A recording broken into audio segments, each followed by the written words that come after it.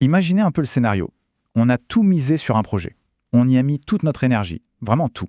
Et puis, d'un coup, le verdict tombe. C'est non, c'est refusé. Le sentiment est brutal. C'est tout ce travail intense, toutes ces nuits blanches peut-être, qui s'effondrent en un seul instant. Ou alors, un autre cas de figure, la confusion totale. Une critique qu'on perçoit comme complètement injuste vient briser nos défenses, et voilà, notre confiance est ébranlée. Bref, en un instant, un imprévu fait exploser tous nos plans. Et là, la première vague d'émotions, c'est presque toujours la même.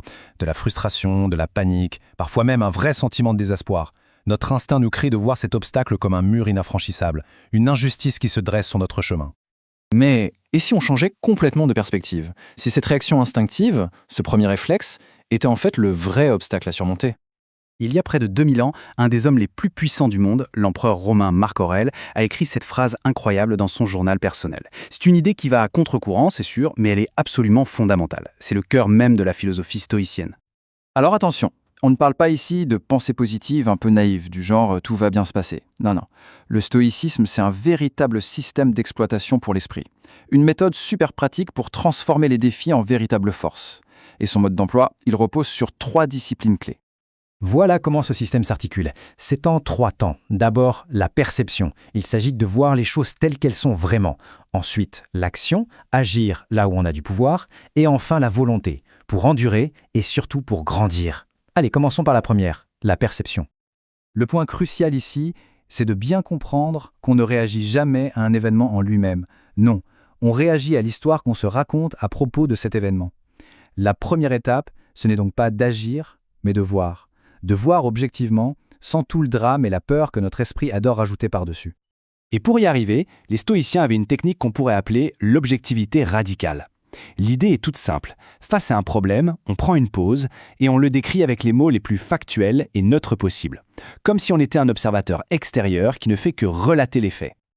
Regardons un exemple concret. La perception émotionnelle, à gauche, dirait quelque chose comme « mon lancement est un désastre total ». C'est une pensée qui paralyse, on est d'accord. L'approche objective, à droite, elle, se concentre sur les faits. Les ventes sont inférieures de 60% aux prévisions, avec 4 commentaires négatifs sur un problème technique précis. Vous voyez? Cet exercice, aussi simple soit-il, retire tout le venin émotionnel.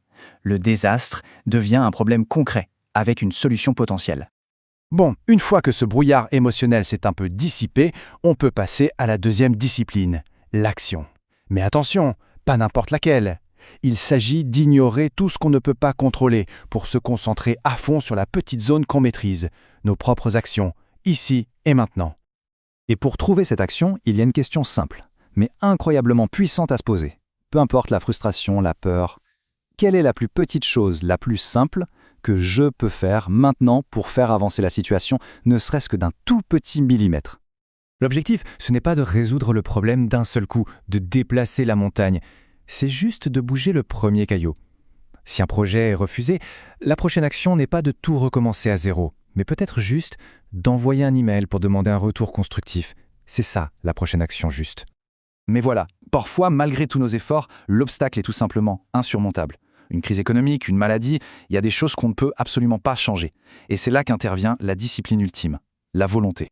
Et attention, encore une fois, ce n'est pas du tout une question de baisser les bras et de subir passivement. C'est même tout le contraire. C'est une force intérieure qui nous permet non seulement d'endurer, mais surtout de trouver un sens, une signification à cette épreuve. Pour cultiver cette force, la question à se poser est vraiment transformatrice. Quelle est l'opportunité que cette épreuve me donne? Quelle vertu, quelle qualité est-ce que je peux exercer justement grâce à cette difficulté?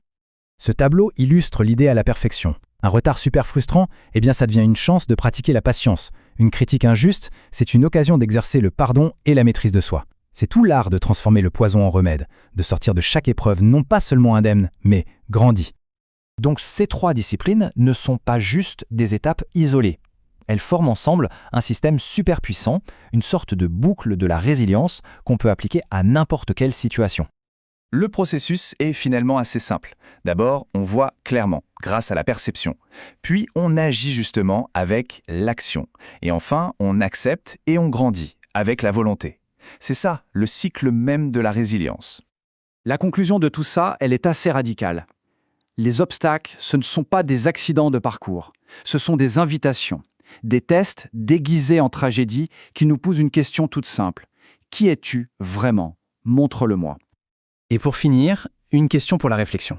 Si on pense à un obstacle qu'on rencontre en ce moment, qu'il soit petit ou grand, en appliquant ce filtre, quelle perception objective peut-on en avoir? Quelle est la prochaine petite action qui devient possible? Et surtout, quelle est l'opportunité qui s'y cache?